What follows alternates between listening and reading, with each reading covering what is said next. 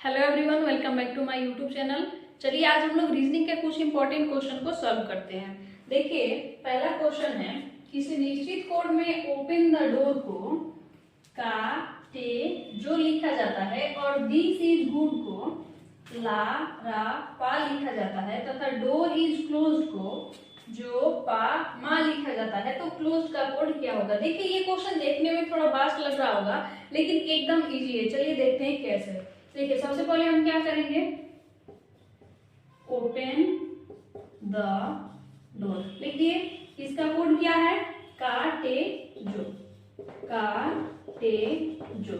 अब देखिए उसके बाद क्या है, this is good, this is good. इसका कोड क्या दिया है, तो ला रा पा, ला रा पा। अब दिया है door is closed, door is closed. अब इसका कोड क्या दिया है, तो जो पा मा, जो पा मा। अब देखिए जब भी इस टाइप का क्वेश्चन रहे तो हमको देखना है कि ये जो वर्ड है वो किस में है, ये वर्ड किस में है। यानी कि दो सेंटेंस में या तीन सेंटेंस में जो भी मिले हमको पहले उस वर्ड को मिलाना है। तो हम देखते हैं कि इसमें भी डोर है और इसमें भी डोर है। अब इसमें से कोड, अब जरूरी नहीं कि ओपन द डोर को काटे जो लिखा है तो ओपन का द काटे डोर का जो होगा, ऐसा नहीं है, वो आगे पीछे कहीं भी हो सकता है। तो देखिए इसमें भी डोर है, इसमें भी डोर है। अब हम क्या करते हैं कि इसमें भी जो है और इसमें भी जो है, इसको हटा दिए। अब देखिए इसमें भी ईज है और इसमें भी ईज है, तो हम क्या करेंगे, कोड फिर से मिलाएंगे। तो इसमें भी पा है और इसमें भी पा है। अब देखिए इसमें क्या बच गया, ओपन और द, और इसमें दिस और गुड। अब इसमें कुछ मिल नहीं रहा है, मतलब कि कॉमन नहीं मिल रहा है। तो इसमें ओपन द डोर के लिए काटे है, तो इसमें से ओपन का भी हो सकता है, टे भी हो सकता है। वैसे ही इसमें दिस गुड है बचा हुआ है और इसमें ला और रा बचा हुआ है, तो वैसे ही दिस के लिए ला भी हो सकता है, रा भी हो सकता है। तो हमको इससे तो मतलब है नहीं, हमको सिर्फ देखना है कि क्लोज का कोड क्या होगा। तो इसमें दो मिल गया है और एक बचा हुआ है क्लोज, और इसमें भी एक कोड बचा हुआ है मा, इसलिए हम लोग का जो सही आंसर होगा वो क्या हो जाएगा, मा। अब चलिए देखते हैं क्वेश्चन नंबर 2 को। इसमें दिया है कि एक कूट भाषा में रोज इज फ्लावर का अर्थ 461 है, लोटस इज फ्लावर का अर्थ 169 है और ही इज नाइस का अर्थ 351 है। तो लोटस के लिए कूट बताना है। तो अब देखिए जो पहला वाला क्वेश्चन बताया उसी पे सेम ये भी क्वेश्चन है। तो आप लोग सबसे पहले वीडियो को पॉज करेंगे और इसको सॉल्व करेंगे कि जो पहला वाला रूल बताए हैं उस पे ये सॉल्व हो पा रहा है या नहीं। वैसे ही एकदम आसान है, चलिए हम इसको सॉल्व करते हैं। देखिए दिया है rose is flower, rose is flower, इसका कूट क्या दिया है 461। अब दिया है lotus is flower, lotus is flower, इसका कूट क्या दिया है 169। अब देखिए he is nice, he is nice, इसका कूट क्या दिया है 351, 351। अब हम देख रहे हैं कि एक कूट है 1, जो मतलब कि तीनों सेंटेंस में कॉमन मिल रहा है, इसमें भी 1, इसमें भी 1, इसमें भी 1। तो जरूर कोई वर्ड होगा जो तीनों में आया होगा। तो देखिए ईज है, इसमें भी ईज है, इसमें भी ईज है, इसमें भी ईज है, निकल गया। अब हम देखते हैं कि इसमें भी 6 है और इसमें भी 6 है, 6 और 6। अब इसमें कॉमन क्या है, तो देखिए फ्लावर इसमें भी है, फ्लावर इसमें भी है, कॉमन निकल गया। अब देखिए अगर हम देखेंगे तो इसमें रोज है, इसमें लोटस है और इसमें ही और नाइस है। अब तो कुछ कॉमन मिल नहीं रहा है, तो हम क्या देख, अगर ऊपर से हम देखते हैं तो रोज के लिए क्या बच रहा है 4, यानी कि रोज का कोड 4 हो गया और लोटस का कोड क्या हो गया 9 हो गया और ही और नाइस बचा है नीचे में, और यहाँ पे 3 और 5 बचा है। तो देखिए ही के लिए 3 और 5 में से कोई हो सकता है और नाइस के लिए भी 3 और 5 में से कोई हो सकता है, क्योंकि यहाँ पे डिसाइड नहीं कर पाए हैं हम लोग। ठीक है, अब हम लोग को क्वेश्चन में क्या पूछ रहा था कि लोटस के लिए कूट बताना है। तो लोटस के लिए क्या कूट बच रहा है, तो 9, यानी कि हम लोग का जो सही आंसर है वो क्या हो जाएगा, ऑप्शन बी 9। अब चलिए देखते हैं क्वेश्चन नंबर 3 को। इसमें बोल रहा है कि दिए गए कथनों और निष्कर्षों को ध्यान पूर्वक पढ़िए तथा निर्णय लीजिए कि दिए गए निष्कर्षों में से कौन सा कथनों का तार्किक रूप से अनुसरण करता है। इसमें देखिए कथन दिया गया है और निष्कर्ष भी दिया गया है। अब चलिए देखते हैं कथन क्या है। कोई वक्ता खून नहीं है, अब कह रहा है कि सभी तार फोन है और निष्कर्ष भी दिए गए। देखिए जब भी इस टाइप का क्वेश्चन आए ना तो निष्कर्ष देखने से पहले इसका हम लोग कथन पढ़ेंगे और उसका डायग्राम बनाएंगे। एकदम आसान क्वेश्चन है। इसमें बोल रहा है कि कोई वक्ता फोन नहीं है, यानी कि ये वक्ता हो गया और ये फोन हो गया। ये हो गया वक्ता और ये हो गया फोन। कोई नहीं है, यानी कि इसमें बोल रहा है कि कोई वक्ता फोन नहीं है, तो दोनों को अलग अलग बना दिए। अब कह रहा है कि सभी तार फोन है, यानी कि जितने भी तार हैं वो फोन है, यानी कि फोन के अंदर में है, यानी कि ये जो गोला है वो क्या है, तार है। अब देखिए हम लोग डायग्राम बना लिए। अब इसका निष्कर्ष देखते हैं। कह रहा है कि कुछ फोन तार हैं, यानी कि ये जो बड़ा वाला जो हम लोग डायग्राम बनाए थे ये फोन है, ये छोटा वाला तार है और ये वक्ता है। तो देखिए फोन के अंदर में तार है, यानी कि टोटल तार क्या है, फोन है, लेकिन टोटल फोन तार नहीं है, क्योंकि इसके कुछ ही भाग, यानी कि जितना ये घेरा है ना उतना ही जो फोन है वो तार है, यानी कि कुछ फोन तार है। ये वाला निष्कर्ष सही है। अब 2 नंबर निष्कर्ष में बोल रहा है कि कोई तार वक्ता नहीं है। अब देखिए जो टोटल तार है वो फोन है और कोई भी फोन वक्ता नहीं है, इसलिए कोई भी तार वक्ता नहीं होगा। ये भी जो निष्कर्ष है वो सही है। अब 3 नंबर में बोल रहा है कि कोई फोन वक्ता नहीं है, तो ये तो ऊपर ही बोला है कि कोई वक्ता फोन नहीं है, यानी कि कोई फोन वक्ता नहीं है, यानी कि ये जो तीनों निष्कर्ष है इस कथन पे लागू हो रहे हैं। अब देखिए इसमें दिया है कि केवल निष्कर्ष 2 और 3 अनुसरण करते हैं, तो ये नहीं। अब इसमें भी बोल रहा है कि केवल निष्कर्ष 1 अनुसरण करता है, ये भी नहीं होगा। अब बोल रहा है कि कोई निष्कर्ष अनुसरण नहीं करता है, तो ये भी नहीं होगा, क्योंकि इसमें तीनों निष्कर्ष है वो सब इसमें मतलब कि लागू हो रहा है इस कथन पे, यानी कि इसमें से ये जो कथन है उसमें से ये तीनों निष्कर्ष निकल रहे हैं, इसलिए हम लोग का जो सही आंसर है वो हो जाएगा ऑप्शन बी, यानी कि सभी निष्कर्ष अनुसरण करते हैं। देखिए ये क्वेश्चन बहुत ही इंपॉर्टेंट है और ये जो क्वेश्चन है ना बीएसएससी के एग्जाम में हर बार आता है और ये बहुत आसान है। देखिए इसमें मतलब कि कुछ मतलब कि डीप टाइप में भी क्वेश्चन आते हैं, लेकिन बीएसएससी में एकदम इजी टाइप का ही आता है क्वेश्चन और ऐसे ही बनाया जाता है। तो चलिए आप लोग इस पे मतलब कि ये वाला जो क्वेश्चन है उसको आप लोग प्रैक्टिस सेट से या फिर कोई भी रीजनिंग का बुक होगा उससे प्रैक्टिस जरूर कर लीजिएगा, क्योंकि ये बहुत इंपॉर्टेंट क्वेश्चन है। अब चलिए देखते हैं क्वेश्चन नंबर 4।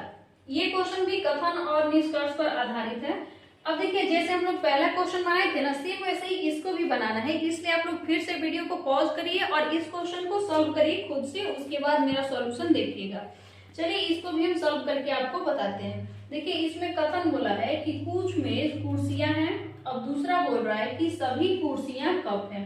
तो सबसे पहले हमको कथन पढ़ के उसका डायग्राम बनाना था, तो इसमें बोल रहा है कि कुछ मेज कुर्सियां हैं, तो एक को मेज मान लिए और एक को कुर्सी मान लिए, तो ये क्या है, मेज। कुछ मेज कुर्सी है, ठीक है, पहला कथन के लिए बन गया।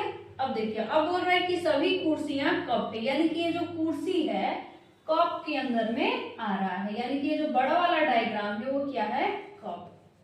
देखिए सबसे पहला कथन क्या बोला था, कुछ मेज कुर्सियां हैं, यानी कि ये मेज हो गया, ये कुछ मेज कुर्सियां हैं। अब दूसरा बोल रहा है कि सभी कुर्सियां कप है, यानी कि ये जितने भी कुर्सी थे वो किस में है, कप में है। अब देखिए हम लोग का डायग्राम बन गया। अब देखिए हम लोग निष्कर्ष देखते हैं। पहला निष्कर्ष बोल रहा है कि सभी मेज कप हैं, ये मेज जो है ये टोटल मेज है, ठीक है। तो बोल रहा है कि सभी मेज कप हैं, नहीं सभी मेज कप नहीं है, क्योंकि इसमें से आधा बाकी है, पूरा को ये जो कप है ये पूरा मेज को कवर नहीं किया है, यानी कि ये वाला जो निष्कर्ष है ये नहीं होगा। अब बोल रहे हैं कि कुछ मेज कप है, देखिए ये जो कुछ मेज है वो कप है, हाँ ये सही है, क्योंकि मेज का कुछ अंश कप के द्वारा ढका हुआ है, इसलिए कुछ मेज कप होंगे, यानी कि हम लोग का जो सही आंसर है वो क्या होने वाला है, तो सिर्फ और सिर्फ निष्कर्ष 2। इसमें बोल रहा है कि केवल निष्कर्ष 1 सही है, नहीं। अब बोल रहा है दोनों निष्कर्ष सही है, ये भी नहीं होगा। अब कह रहा है कि ना तो निष्कर्ष 1 और ना ही 2, ये भी गलत है। अब डी में बोल रहा है कि निष्कर्ष 2 सही है, यानी कि केवल और केवल निष्कर्ष 2 सही है।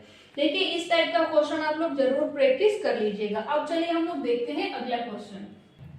अब चलिए देखते हैं क्वेश्चन नंबर 5। ये बोल रहा है कि दिए गए विकल्पों में से वह शब्द चुनिए जिसे दिए गए शब्द के अक्षरों का प्रयोग करके नहीं बनाया जा सकता है। देखिए यहाँ पे पढ़ने में बार बार मिस्टेक होता है, कभी बोलता है बनाया जा सकता है, कभी बोलता है नहीं बनाया जा सकता है। तो इसको ध्यान से पढ़ना है कि उसका यूज करके बनाया जा सकता है या यूज करके नहीं बनाया जा सकता है, ये बोला है। तो देखिए इसमें बोल रहा है कि यूज करके नहीं बनाया जा सकता है। तो देखिए जो ये शब्द दिया है वो है ग्रैंड मदर, यानी कि GRANDMOTHER। इसमें से कोई भी लेटर का यूज करके अगर ये शब्द बना हुआ है तो ठीक है, अगर नहीं बना है तो वही मतलब कि आंसर बताना है। तो ये बोल रहा है कि यूज करके नहीं बना सकते हैं, तो इसमें है रीड, READ।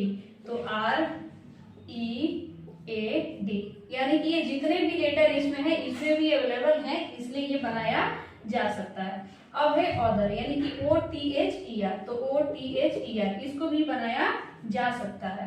अब इसमें बोल रहा है कि ऑदर, AUTHOR, यानी कि ए, अब देखिए यू ढूंढना है तो यू है ही नहीं, यानी कि जो ऑदर है इसी को यूज करके नहीं बना सकते हैं, क्योंकि इसमें यू है और इसमें यू नहीं है, इसलिए हम लोग का जो सही आंसर है वो क्या हो जाएगा, ऑदर। अब इसमें बोल रहा है ग्रेट, यानी कि GREAT। तो GREAT, यानी कि जो इसमें लेटर है वो इसमें भी मिल रहे हैं, यानी कि इस टाइप का जो क्वेश्चन रहेगा फट से हमको देखना है कि वर्ड क्या है और इसमें ऑप्शन क्या दिया है। इसमें देखना है कि कौन ऐसा लेटर है जो इसमें अवेलेबल नहीं है, जो अवेलेबल नहीं है वही इसका आंसर हो जाएगा। जैसे कि इसमें हम लोग देखें कि इस वर्ड में यू है लेकिन इसमें यू नहीं है, इसलिए ऑदर को नहीं बनाया जा सकता है। देखिए ये क्वेश्चन बहुत ही आसान है लेकिन ये बार बार इसमें मिस कर दिया जाता है। यहाँ पे मतलब कि क्वेश्चन पढ़ने में सबसे बड़ा मिस होता है। ये बोला है कि यूज करके नहीं बना सकते हैं, अब कोई पढ़ लेगा यूज करके बना सकते हैं। तो ऐसे में मतलब कि ध्यान देना है कि क्वेश्चन में क्या बोल रहा है, यूज करके बना सकते हैं कि नहीं बना सकते हैं। चलिए हम लोग इसी पर आधारित एक और क्वेश्चन देखते हैं। देखिए क्वेश्चन नंबर 6 देखते हैं। इसमें बोल रहा है कि दिए गए विकल्पों में से वह शब्द चुनिए जिसे दिए गए शब्द के अक्षरों का प्रयोग करके बनाया जा सकता है। देखिए सबसे पहले आप लोग हर क्वेश्चन की तरह इसमें भी वीडियो को पॉज करिए और इसको सॉल्व करिए कि आपका आंसर क्या आ रहा है, उसके बाद मेरा सॉल्यूशन देखिएगा। चलिए हम इसको सॉल्व करते हैं। इसमें दिया है डेमोक्रेसी। अब इसमें क्या बोल रहा है कि प्रयोग करके बनाया जा सकता है, तो इसमें दिया है सेक्रेसी, यानी कि SE। तो S तो इसमें है नहीं, तो इसको भी प्रयोग करके नहीं बना सकते हैं क्योंकि S इसमें और इसमें S नहीं है। अब बोल रहा है माइक्रो, MI। तो देखिए M तो मिल रहा है लेकिन I इसमें है और इसमें I नहीं है, इसलिए माइक्रो को भी यूज करके इसके वर्ड को मतलब कि इसके लेटर को यूज करके नहीं बना सकते हैं। अब बोल रहा है मार्सी, MARCY। तो MARCY, यानी कि इसमें जितने भी लेटर है इसमें भी मिल गए, इसलिए इसको हम बना सकते हैं। उसके बाद बोला है डेमोन, DEMON। तो D मिल गया, E भी मिल गया, DEMO मिल गया, लेकिन इसमें M है और इसमें M नहीं है। इस प्रकार हम लोग का जो सही आंसर है वो हो जाएगा मार्सी, यानी कि MARCY। इसमें जितने भी लेटर है इसमें भी अवेलेबल है, तो हम लोग का जो सही आंसर है वो हो जाएगा ऑप्शन सी। अब चलिए देखते हैं क्वेश्चन नंबर 7। ये बोल रहा है कि उस विकल्प का चयन कीजिए जो तीसरे पद से उसी प्रकार संबंधित है जैसे दूसरे पद पहले पद से संबंधित है। इसमें बोल रहा है गार्डन सिटी के लिए लिखा है बेंगलोर, तो पिंक सिटी के लिए क्या होगा। तो सिंपल सी बात है, गार्डन सिटी किसको बोलते हैं, बेंगलोर को, तो पिंक सिटी किसको बोलते हैं, जयपुर को। यानी कि हम लोग का जो सही आंसर है वो क्या हो जाएगा, ऑप्शन डी, जयपुर। अब चलिए देखते हैं हम लोग क्वेश्चन नंबर 8। इसमें बोल रहा है कि सेम वैसे ही क्वेश्चन है, बोल रहा है कि उस विकल्प का चयन कीजिए जो तीसरे पद से उसी प्रकार संबंधित है जैसे कि दूसरे पद पहले पद से संबंधित है। यानी कि पायरिया का संबंध किससे है, दांत से, यानी कि जब पायरिया होता है तो किसको प्रभावित करता है, दांत को। तो सेम उसी प्रकार से जब तपेदिक यानी कि टीबी होता है तो किसको प्रभावित करता है, कान को नहीं, गला को नहीं, किसको प्रभावित करता है, फेफड़ा को, लीवर को करता है तो नहीं। यानी कि हम लोग का जो सही आंसर है वो क्या हो जाएगा, फेफड़े। यानी पायरिया का संबंध दांत से तो तपेदिक का संबंध है फेफड़ा से। अब चलिए देखते हैं क्वेश्चन नंबर 9 को। इसमें बोल रहा है कि नीचे दी गई आकृति में वृत्त युवा व्यक्तियों को, त्रिभुज अशिक्षित व्यक्तियों को और आयत कार्यरत व्यक्तियों को प्रदर्शित करता है, तो बताएं कि कौन सा क्षेत्र युवा, अशिक्षित और गैर कार्यरत व्यक्तियों को दर्शाता है। तो देखिए सबसे पहले हम देखेंगे कि जो वृत्त है किसको दर्शाता है, तो युवा व्यक्तियों को। यानी कि ये जो वृत्त है किसको दर्शा रहा है, युवा व्यक्तियों को, ठीक है। अब बोल रहा है कि त्रिभुज अशिक्षित व्यक्तियों को दर्शाता है, यानी कि त्रिभुज जो है अशिक्षित व्यक्तियों को दर्शाता है। अब बोल रहा है कि ये जो आयत है वो कार्यरत व्यक्तियों को दर्शाता है।